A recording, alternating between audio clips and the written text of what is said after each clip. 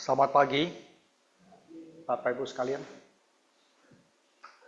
Saya rasa ini hal yang menggembirakan hati ya.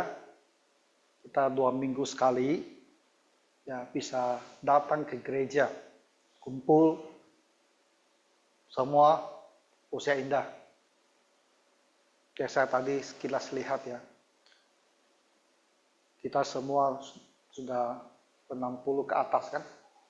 Mungkin ada yang belum lah. Istri Pak Mul belum ya? Dia, Aliu sudah belum, Pak Aliu? Sudah ya? Sudah lah ya? Ibu Lisong sudah kan?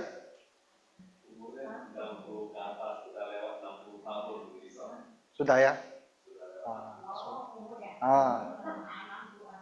Ah, 60 ke atas. Ya. Hanya yang melayani lah, pendamping yang masih muda-muda. Tapi kita semua udah, saya belum. Tapi saya selalu berpikir saya udah 60, tapi belum lah. 58 ya, mau 59. Jadi kita bisa kumpul ya, tidak lama, 2 jam, 3 jam sama-sama dengan firman Tuhan. Nah kita pergi makan siang bersama-sama, bisa ngobrol sebentar, itu sangat menyenangkan. Nah, kalau di hari lain, kalau ada waktu, ya kita ya Lausuderma bisa ajak saling berkunjung. Kenapa?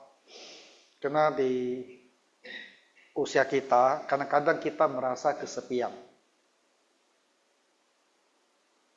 Saya jadi ingat ya, kalau saya pikir tentang kesepian ini. Ada satu hal yang terjadi waktu saya baru selesai sekolah. Jadi masih muda waktu itu, saya rasa baru sekitar 26 tahun lah. Baru jadi guru Injil. Ya. Satu pagi ya, pemimpin gereja saya, dia telepon saya pagi-pagi dan dia suruh saya lakukan satu pelayanan. Itu pertama kali. Saya tidak tahu kenapa pemimpin gereja saya, dia mau suruh saya lakukan itu. Mungkin suruh saya latihan kali. Kau tahu apa yang dia suruh saya kerja? Kita bisa terka. Ya. Dia suruh saya pergi cari satu oplet. Tahu tak oplet? Hah? Oplet tahu? orang sini tahu lah. Orang dari Jawa mungkin nak istilah lain. Tahu oplet? Oplet itu macam truk ya, tapi yang kecil, terbuka ya, tapi ada dindingnya kan. Nah itu oplet namanya. Dia suruh saya pergi cari satu oplet, lalu pergi bawa satu peti mati. Nah, gereja kami yang dulu di Tanjung Pinang, itu memang ada titip tukang kayu. Kalau tak salah mereka sediakan 4 peti di situ. Zaman dahulu, itu baru sekitar tahun 90 ya, 91 itu, orang Kristen susah sekali cari peti mati di tempat daerah kita ini. Ya, kan mereka masih pakai yang tahu tuh, yang gede-gede teratai itunya. Tahu? Yang peti dulu kita lihat takut itu. Ya, ya bengkok-bengkok macam terata itu sangat menakutkan itu. Jadi gereja suruh tukang kayu lah, siapkan 4 biji itu. Kalau tak saya ingat 4 biji. Karena susah cari, mau beli pun tak ada, orang tak jual daerah sini waktu itu. Lalu dia bilang pergi angkat satu peti dan bawa ke Kijang. Saya lihat di sini tak ada orang Kijang ya. Kijang itu satu kota kecil lagi di Pulau Bintan. Di Tanjung Pinang, tahu kan Tanjung Pinang? Kamu naik lagi mobil setengah jam, itulah kota Kijang. Dulu itu tambang bauksit sangat besar. Dia bilang di situ ada satu jemaat Kristen yang meninggal, pergi kuburkan dia itu. Itu pertama kali saya menguburkan orang yang meninggal. Jadi saya sendiri pergi, ya naik oplet itu bawa peti sana. Sampai ke sana, itu tempatnya tuh bukan rumah ya. Ternyata ada satu nenek tua yang meninggal. Tak ada keluarga. Tak ada keluarga. Saya pun pusing gitu loh. Mana keluarganya? Gitu. Yang ada hanya apa? Orang yayasan. Tahukah yayasan? Nah, orang yang yayasan ngurus lah. Ada sejumlah orang yayasan di situ.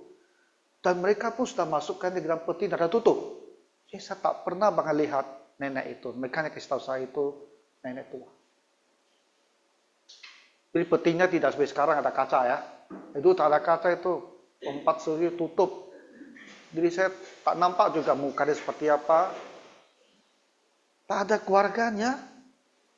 Mau bicara sama siapa? Jadi yayasan bukan keluarga. Mereka pun bilang ya tidak tahu lah. Ya, kami hanya datang dan kami bersihkan, kami masukkan. Ya, sekarang silakan gereja yang lakukan, karena dia itu orang Kristen. Ya, jadi saya pikir ya baiklah kalau begitu ya kita bawalah ke pemakaman ya, hanya sedikit ya dia di luar kota, 5 menit sudah sampai. Kalau saya pimpin satu kebaktian dan kuburkan gitu aja. Tapi yang saya pikir adalah gimana ya nenek ini semasa hidupnya ya.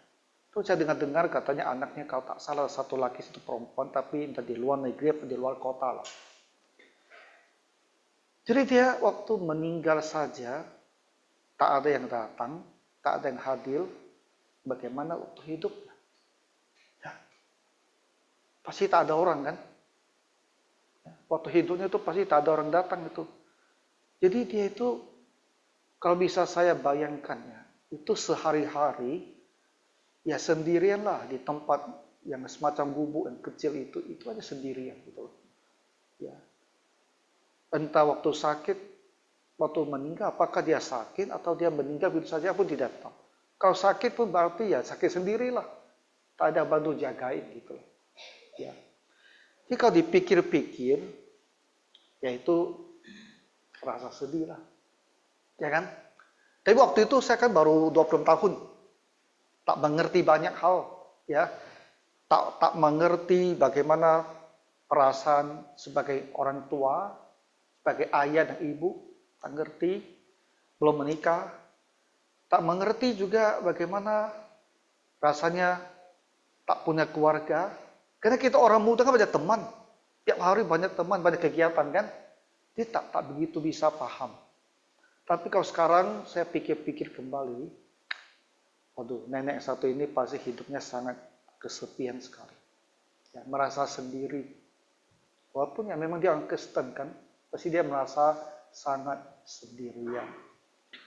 Nah, jadi saya kasih ceritakan hal ini, karena topik kita pagi hari ini adalah ketika kita merasa sendiri. Nah, ibu-ibu, bapak-bapak, kamu ada tak merasa sendiri? Yang merasa, waduh, hati ini kok kosong sekali. Banyak kerinduan, ya. Yang tidak tinggal sama anak yang sendiri, mungkin banyak kerinduan ya. Ingin bisa bicara sama anak, bisa ketemu sama anak, ya. Tapi anaknya mungkin sibuk, jarang bisa hadir, apalagi kalau tinggal di luar kota, ya. Sekali-sekali saja bisa pulang, jadi kita merasa kesepian juga. Nah, bagaimana kita bisa menghibur diri kita? Bagaimana kita bisa menguatkan hati kita kalau ada waktunya kita itu merasa kesepian? Saya pikir ya, kadang-kadang bagaimana situasi seperti apa kita itu merasa kesepian. Nah, kita ini semua punya anak, ya semua punya anak, ya betul kan? Saya lihat semua punya anak.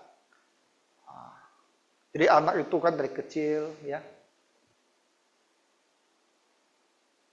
Sekarang saya suka loh, kamu melihat orang-orang muda dengan anak-anak kecil.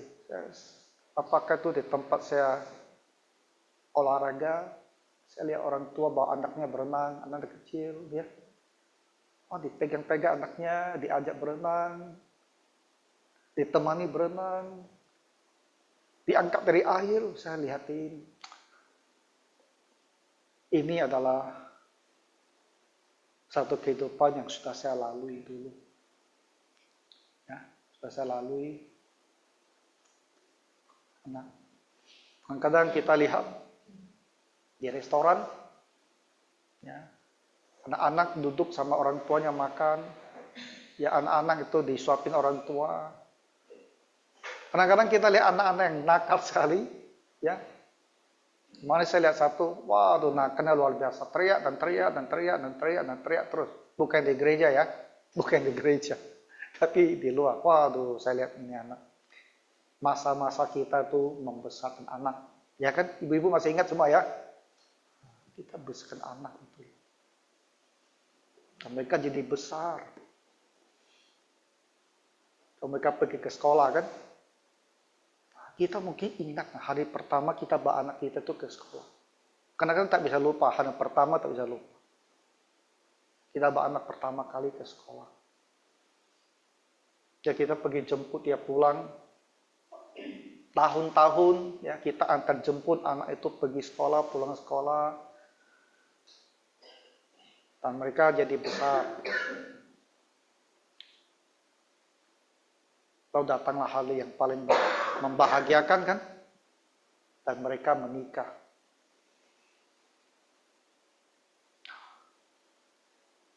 Ya kita punya anak, mungkin 1, bisa lebih, bisa 3, bisa 4, ada 5, ada 6, ada 8. Wah banyak sekali. Di rumah kita tuh ramai. Ya, ada satu waktu rumah kita tuh ramai. Rumah kita tuh banyak anak. Ya, dimanapun kita jalan, ada saja anak kita. Lalu pelan-pelan, rumah itu jadi kosong. Pelan-pelan. Satu-satu sudah keluar kota, satu-satu menikah, punya rumah sendiri, punya keluarga sendiri. Dan rumah kita jadi kosong. Dan kita berpikir ya, kenapa dari tambah jadi kurang gitu. Ada yang berpikir seperti ini? Ya. Kita tambah dan tambah dan tambah kan? Tapi kenapa tambah dan tambah tidak terus tambah? Tapi ini berkurang. Betapa baiknya ya. Kalau kita punya anak, dan mereka besar, lalu mereka menikah, mereka masih tinggal sama kita, lalu kita punya cucu, kan tambah terus kan? Tak ada kurangnya, tambah dan tambah dan tambah. Rumah kita makin ramai. Nah kita makin tua, makin berumur, kita merasa senang gitu loh. Ya, yang anak-anak kita, yang punya kita, itu terus bersama kita, dan dia makin besar, makin banyak, makin ramai. Kan senang sekali. Gitu. Belasan tahun lalu ya di Singapura ya, Lee Kuan Yew, Perdana Menterinya waktu itu, ya mereka tekankan, satu rumah 3 generasi. Itu mereka dorong sekali. Satu rumah, 3 generasi. Karena mereka mau keluarga kecil itu tinggal bersama dengan orang tua mereka. Jadi ada kakek, ada ayah, ada anak. Satu rumah, 3 generasi. Itu paling membahagiakan. Karena kita sebagai orang tua, anak kita tetap bersama kita, bahkan ditambah lagi cucu bersama kita. Jadi kita setiap hari merasa senang, ya lihat rumah banyak orang. Tak ada yang sudah hadir dalam hidup kita, itu pergi. Tak ada semakin berkurang, tidak. Tapi yang ada dah tambah. Tapi kenyataannya kan tidak banyak bisa seperti itu. Ada di sini yang tiga keluarga. Ini adalah Ibu Ali, ada berkat ini kan. Dia tinggal sama anaknya, ada cucunya. Ibu Risong juga ada ya. Pak Sukiman juga ada. Ya, dia punya anak laki juga tinggal sama dia. Dia ada cucu. Ada. Tapi kadang-kadang juga karena keluarga rumah kita sekarang kan tak besar-besar ya. Jadi pun tak bisa menampung semua anak lah. Jadi kalau kita bisa tinggal sama 1 atau 2 anak bersama, dengan anak cucu mereka itu udah sangat bagus sesungguhnya. Ya. Orang sekarang juga, orang muda, ya, lebih suka tinggal sendiri. Ya, lebih suka tinggal sendiri. Kadang-kadang hal demikian juga terjadi. Akibatnya apa? Nah, kita yang semakin berusia ke atas, kadang-kadang kita merasa kesepian, merasa sendiri. Karena anak-anak tak ada. Cucu-cucu pun di tempat lain. Kita sendiri di rumah. Kalau kita masih bersama suami atau istri, mungkin masih lebih baik. Tapi ada yang hanya sendirian. Nah, kita benar-benar kadang-kadang merasa saya sendiri. Kita ada kesepian seperti itu. Gimana? Bagaimana supaya kita bisa dihiburkan, hati kita bisa dikuatkan oleh Tuhan. Jadi itu situasi yang berat, di mana kita benar-benar merasa kesepian karena begitu sedikitnya orang yang ada di sekitar kita. Lalu ada lagi situasi yang lain. Kita mungkin ada bertinggal sama anak dan cucu. Tapi apa? Hubungan kurang bagus. Ya, hubungan sering bertengkar. Mungkin bukan bertengkar berat, tapi selalu tak cocok, selalu beda pendapat. Jadi walaupun kita tinggal sama anak, kita tak ngomong sama anak. Ya, kita tinggal sama-sama, tapi susah sekali kita ngomong sama dia. Paling ya sapa-sapa saja, panggil-panggil gitu aja. Tapi kalau ngomong, susah. Ya sebadan ngomong saja, ya sudah ada yang mau marah gitu. Wah, rasanya susah sekali gitu. Jadi kita juga merasa sepi, kesepian. Ya aku nih tak ada orang bisa ajak bicara. Dan kadang-kadang anak-anak cucu itu ikuti orang tua. Kalau orang tua tak mau banyak ngomong sama kita, anak-anak jadinya juga sama. Tak begitu mau ngomong sama kita. Jadi kita merasa sedih. Ada banyak orang di rumah, tapi tak ada mau bicara sama saya. Saya ingat ada satu keluarga. Kalau mamanya duduk nonton TV, kalau anak dan cucunya pulang, dia masuk kamar.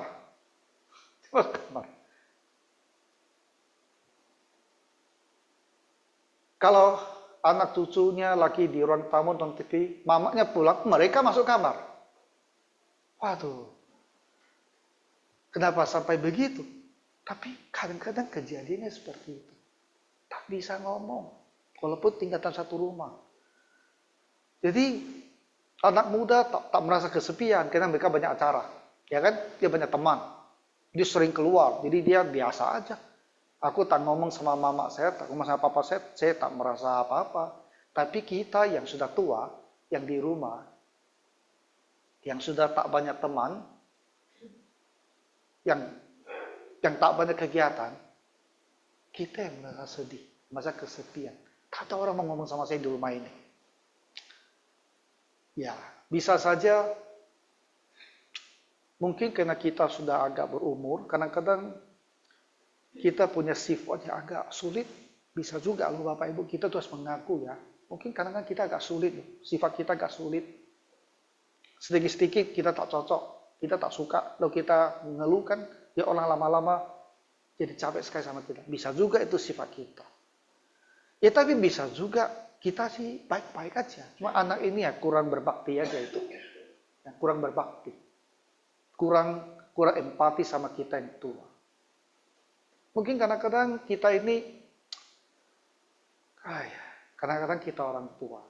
Kita bisa jadi beban ya. Kalau kita sering sakit, anak-anak harus terus bawa kita berobat umpamanya. Lalu harus banyak keluar uang untuk pengobatan kita. Kadang-kadang kita ini sepertinya mereka rasakan jadi beban gitu. Ya. Kalau bebannya kelamaan, jadi capek sama kita. Bisa juga itu seperti itu terjadi. Hidup itu kan Kadang-kadang memang tak mudah ya. Situasi seperti ini terjadi. Nah, jadi situasi yang kedua ini adalah kita jadi tak begitu bisa komunikasi sama mereka walaupun tinggal bersama-sama dan kita merasa kesepian ya, sedih gitu. Situasi yang satu lagi, kadang-kadang baik-baik aja sih dalam satu rumah, semua baik-baik, tapi kita sendiri yang banyak pikiran, kita yang banyak pikiran, kita yang sendiri merasa sedih sendiri, ya. Kita yang merasa kita ini tak ada orang mau urus kita, pada orang urus, ya. Kita ini orang tua ya, baik-baik. Kadang-kadang begitu cara pikirnya. Merasa orang tak sayang sama saya, orang tak kurang menghargai saya, orang tak mau rawat saya, padahal orang baik-baik sama kita. Kita sendiri saja merasa berlebihan. Pikirnya berlebihan, bisa terjadi. Lalu gara-gara itu kita merasa sedih, merasa kesepian. Bisa juga seperti itu. Wah, jadi kalau bicara soal kesepian jadi panjang ceritanya kan. Karena ini sedikit banyak hal yang kita alami. Nah, cukup lah ya kita bicara kesepian. Sekarang bagaimana supaya kita bisa dihiburkan? Supaya hati kita bisa merasa gembira, merasa kuat. Masa tidak? Walaupun kondisinya ya bukan selalu baik, saya tidak perlu merasa kesepian. Karena ada firman Tuhan yang bilang apa? Janganlah takut sebab aku menyertai engkau. Pertama, ada Tuhan yang selalu menyertai. Ada Tuhan selalu bersama dengan kita. Kita ini adalah roh yang tinggal di dalam tubuh ini. Roh kita tinggal dalam tubuh ini. Tuhan Allah adalah roh. Roh yang kekal, roh yang maha besar, roh yang maha pengasih. Dan dia ada, dia hidup. Kita tidak nampak dia saja. Tapi dia ada menyertai kita. Firman Tuhan bilang, roh Tuhan Yesus, roh kudus itu tinggal di dalam diri kita. Hanya kita tidak menyadarinya, tidak mengimaninya, tidak tahu atau tidak sadar. Tapi roh Tuhan ada bersama-sama kita. Tuhan menyertai kita. Ya, kita tuh tidak pernah sendirian. Ya, selalu ada Tuhan yang bersama-sama dengan kita. Jadi Bapak Ibu, kalau kita ingin berbicara, tak ada orang yang mau bicara sama kita bicara sama Tuhan Yesus. Ya. Kalau kita merasa ada hal yang saya tak bisa bicarakan sama orang, ini hal yang tak baik orang lain dengar, tapi di hati saya susah sekali ini. Saya harus bicara. Kamu bicara sama Tuhan Yesus, berdoa. Yang berdoa dan katakan kepada Tuhan Yesus. Jadi kita selalu punya seorang teman. Dan Tuhan Yesus bilang kita ini adalah sahabat-sahabatnya. Kita berbicara kepada Tuhan Yesus. Kapan saja, di mana saja, apa saja kita bisa bicara kepada Tuhan Yesus. Nah, Bapak Ibu ada tak bicara sama Tuhan Yesus untuk kamu merasa kesepian? Ada aja. Ya.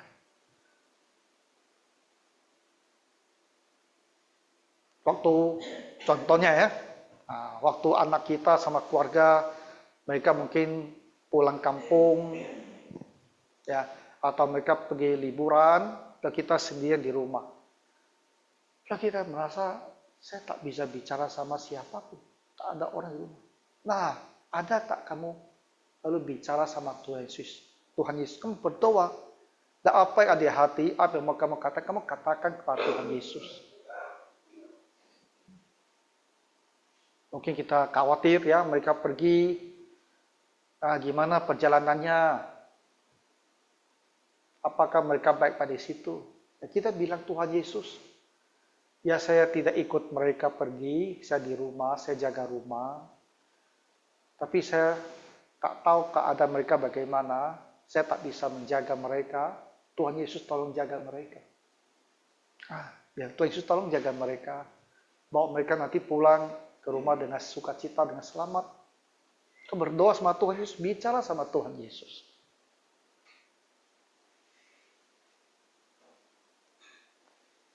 Janganlah takut, ya, sebab aku menyertai engkau.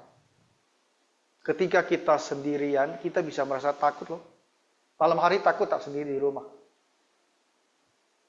Ya, kadang-kadang kita bisa merasa takut. Kita udah kunci semua pintu, kita takut juga. Ada sedikit bunyi, kita takut juga.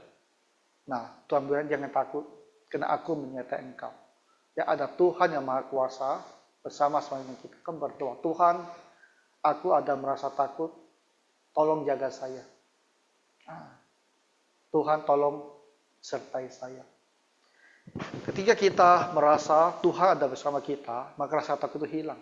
Kamu tidak khawatir. Berdoa ya Bapak Ibu, berdoa. Selalu bicara sama Tuhan Yesus.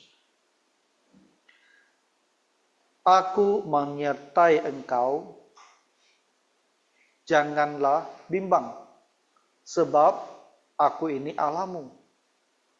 Jadi Tuhan bilang kita tuh tak usah bimbang.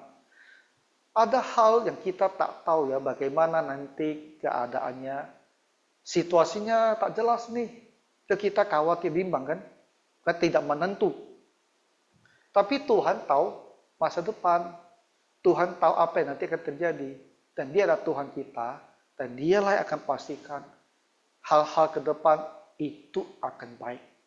Maka dikatakan kamu tak usah bimbang, tak usah khawatir. Kasih tahu sama Tuhan saja. Kalau kamu lagi khawatir atau bimbang tentang sesuatu. Setelah kita katakan kepada Tuhan, kita tahu ada Tuhan yang memperhatikan hal itu. Saya tak usah lagi bimbang. Contohnya ya, anak saya tuh lagi kerja di Bali kan semalam. Dia bilang dia sakit amandel, sakit tenggorokan, telinga dalamnya juga terasa sakit. Kan ini kan dekat sekali ya, sama menyambung. Tadi bilang dia demam. Dan dia sendiri, tinggal di kos. Bagaimana? Tak mungkin Ibu Rukia suruh terbang ke sana.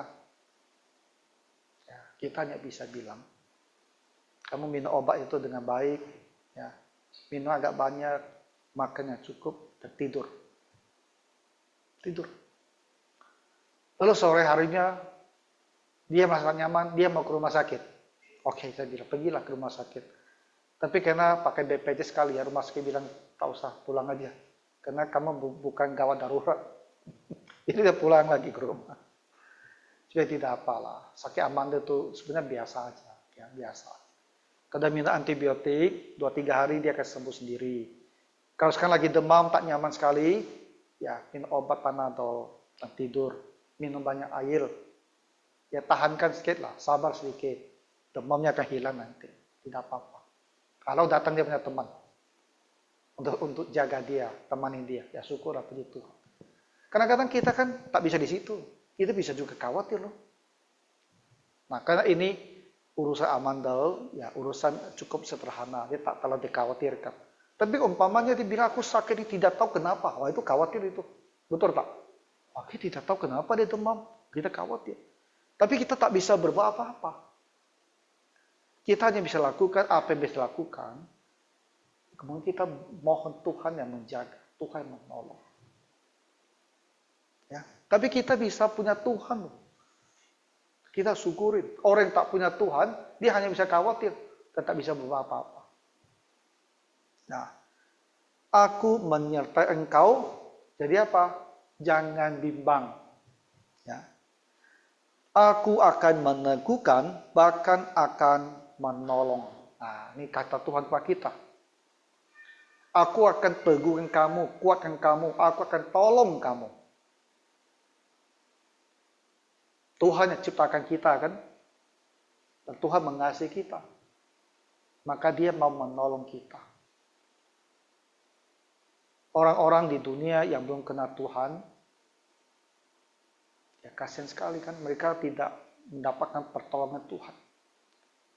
Tapi kita yang telah diampuni oleh Tuhan Yesus, ya Tuhan Yesus mati di kayu salib, dia mati menggantikan kita dihukum untuk dosa kita semua.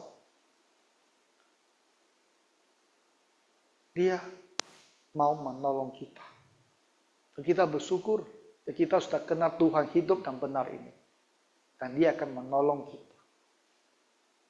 Jadi walaupun kita mungkin merasa lemah, banyak hal yang tak bisa kita lakukan lagi, kita tak berdaya, tapi ada Tuhan yang kuat yang akan menolong kita.